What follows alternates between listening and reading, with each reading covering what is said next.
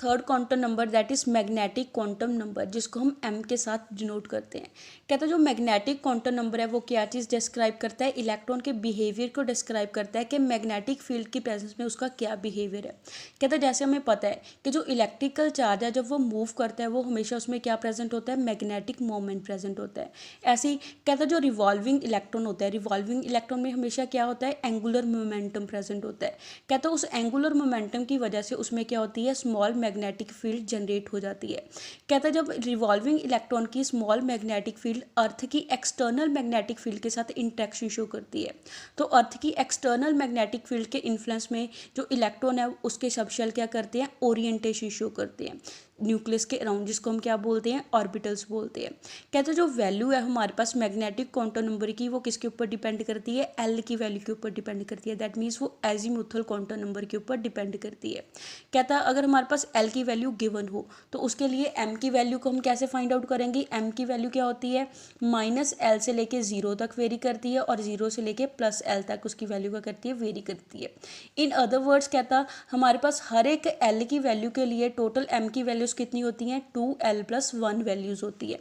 For example कहता अगर हमारे पास एल की वैल्यू 0 है तो यहाँ पे हम किसकी वैल्यू फाइंड आउट करेंगे, मैग्नेटिक क्वांटम नंबर की वैल्यू फाइंड आउट करेंगे। तो कहता है उसके लिए मैग्नेटिक क्वांटम नंबर की वैल्यू भी क्या आ जाएगी, 0 वैल्यू आ जाएगी। एल की वैल्यू 0 किसको डिनोट करती है, एस सबशेल को डिनोट करती है। कहता है यहाँ से हमें क्या पता चलता है कि जो एस सबशेल है उसमें कितने नंबर ऑफ ऑर्बिटल प्रेजेंट है, 1 नंबर ऑफ ऑर्बिटल प्रेजेंट है, जिसको हम क्या बोलते हैं, एस ऑर्बिटल बोलते हैं। ऐसी अगर कहता है हमारे पास एल की वैल्यू 1 हुई तो उसके लिए एम एल की वैल्यूज़ कितनी पॉसिबल होगी, यहाँ पे हम एल की वैल्यू 1 पुट करेंगे तो दैट मीन्स हमारे पास मैग्नेटिक क्वांटम नंबर की वैल्यूज़ कितनी पॉसिबल होगी, 3 वैल्यूज़ पॉसिबल होगी। कौन कौन सी होगी, -1, 0 और +1 वैल्यूज़ की पॉसिबल होगी।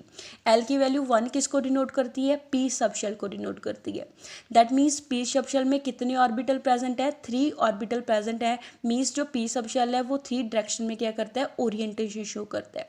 कहता है अगर हमें इसको इंडिकेट करना हो न्यूमेरिकल सबस्क्रिप्ट के साथ तो कैसे इंडिकेट करेंगे, पी -1 के साथ इंडिकेट करेंगे, 0 एम की वैल्यू 0 को पी 0 के साथ इंडिकेट करते हैं और एम की वैल्यू +1 को पी +1 के साथ इंडिकेट करते हैं। कहता अगर हमने अल्फ़ाबेटिकल सबस्क्रिप्ट के साथ इसको डेजिग्नेट करना है तो कैसे करेंगे, PX, PY एंड PZ के साथ इसको डेजिग्नेट करते हैं। कहता है अगर सेकेंड एनर्जी लेवल में हमारे पास ऑर्बिटल को डिफाइन करते हैं हमारे पास क्या आ जाएगा, पी सबशेल को कैसे नोट करेंगे, 2p के साथ नोट करते हैं और 2p में कितने ऑर्बिटल हैं, 3 ऑर्बिटल हैं, जिसको हम कैसे नोट करेंगे, 2px, 2py एंड 2pz के साथ डिनोट करते हैं।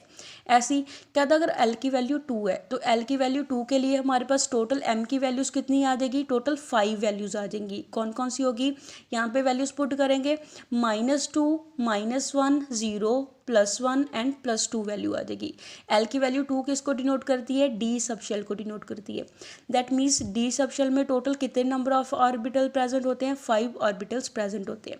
जैसे कहता है हमारे पास सबशेल है एस, एस में नंबर ऑफ ऑर्बिटल कितने प्रेजेंट है, 1 ऑर्बिटल प्रेजेंट है। पी सबशेल में 3 ऑर्बिटल प्रेजेंट होते हैं, डी सबशेल में 5 ऑर्बिटल प्रेजेंट होते हैं, एफ सबशेल में 7 ऑर्बिटल प्रेजेंट होते हैं एंड सो ऑन।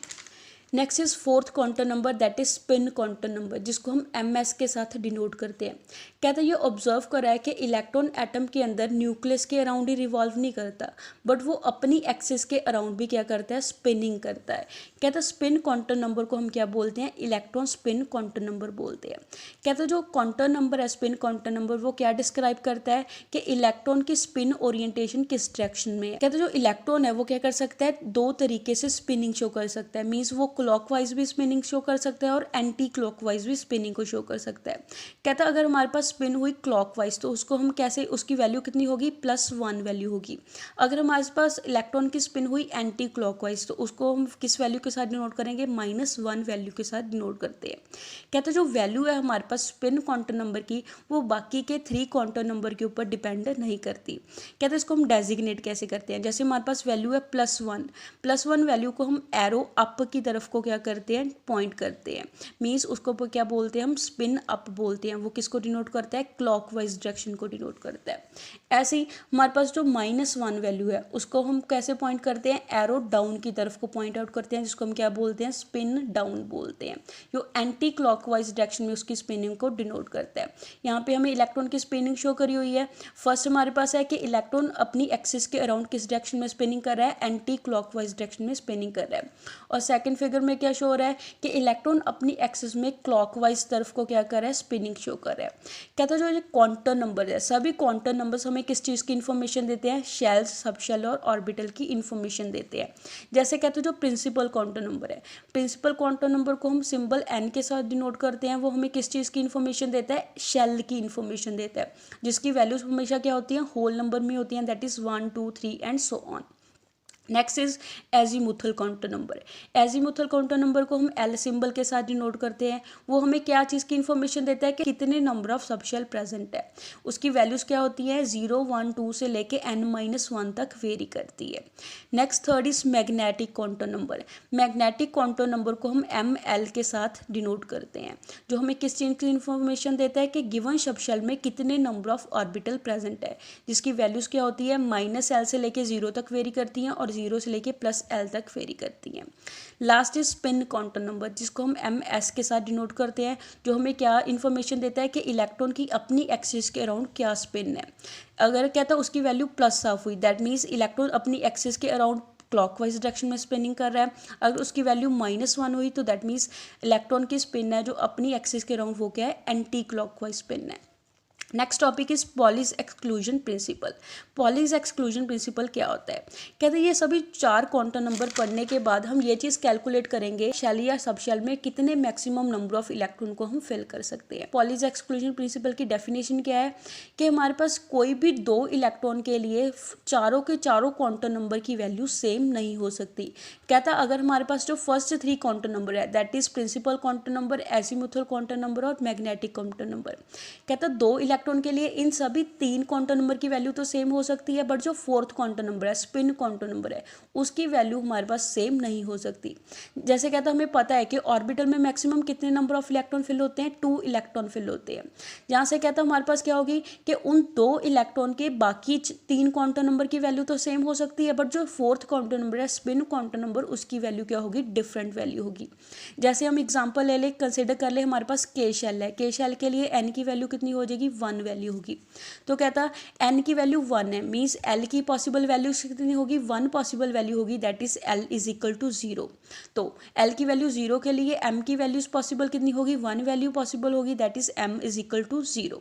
बट कहता है यहाँ पे हमारे पास 2 इलेक्ट्रॉन है, 2 इलेक्ट्रॉन के लिए n की वैल्यू, l की वैल्यू और m की वैल्यू, ये तीनों तो सेम हो सकती हैं, बट जो स्पिन है वो सेम नहीं होगी। एक की स्पिन क्लॉकवाइज होगी और दूसरे की स्पिन क्या होगी, एंटी क्लॉकवाइज होगी। यहाँ से हमें क्या चीज़ पता चलती है कि ऑर्बिटल के अंदर मैक्सिमम 2 इलेक्ट्रॉन क्या हो सकते हैं, फिल हो सकते हैं, 2 से ज़्यादा इलेक्ट्रॉन फिल नहीं हो सकते। और वो 2 इलेक्ट्रॉन वही फिल होंगे जिन दोनों की स्पिन क्या होगी, ऑपोजिट डायरेक्शन में होगी। तो यहाँ से हम क्या कंक्लूड करते हैं कि ऐसे सबशेल में हमारे पास सिर्फ एक ही ऑर्बिटल प्रेजेंट होता है, जिसमें मैक्सिमम नंबर ऑफ इलेक्ट्रॉन कितने फिल हो सकते हैं, 2 इलेक्ट्रॉन फिल हो सकते हैं। नेक्स्ट ऐसे पी सबशेल, पी सबशेल में हमारे पास कितने ऑर्बिटल प्रेजेंट होते हैं, 3 ऑर्बिटल प्रेजेंट होते हैं, that is px py and pz। हर एक ऑर्बिटल में मैक्सिमम 2 इलेक्ट्रॉन फिल होंगे, तो तीनों ऑर्बिटल में मैक्सिमम कितने इलेक्ट्रॉन फिल हो जाएंगे, 6 इलेक्ट्रॉन फिल होंगे। ऐसी डी सबशेल, डी सबशेल में टोटल कितने ऑर्बिटल होते हैं, 5 ऑर्बिटल होते हैं, dxy dyz dzx dx² -y² and dz²। कहता एक ऑर्बिटल में कितने मैक्सिमम इलेक्ट्रॉन फिल होते हैं, 2 इलेक्ट्रॉन फिल होते हैं, जिन दोनों की स्पिन क्या होती है, ऑपोजिट होती है। तो मैक्सिमम हमारे पास डी सबशेल में कितने इलेक्ट्रॉन फिल हो सकते हैं, 10 इलेक्ट्रॉन फिल हो सकते हैं। जैसे हर एक में अगर 2-2 इलेक्ट्रॉन हुए तो टोटल कितने हो गए, 10 इलेक्ट्रॉन हो जाएंगे। ऐसे ही एफ सबशेल, एफ सबशेल में क्या हो गया, टोटल हमारे पास 7 ऑर्बिटल प्रेजेंट होते हैं। तो 7 ऑर्बिटल में एक ऑर्बिटल में कितने इलेक्ट्रॉन फिल होते हैं, मैक्सिमम 2 इलेक्ट्रॉन फिल होते हैं। तो टोटल 7 ऑर्बिटल में कितने मैक्सिमम इलेक्ट्रॉन फिल हो सकते हैं, 14 इलेक्ट्रॉन्स फिल हो सकते हैं। So that's all for today. Stay home, stay safe, thank you.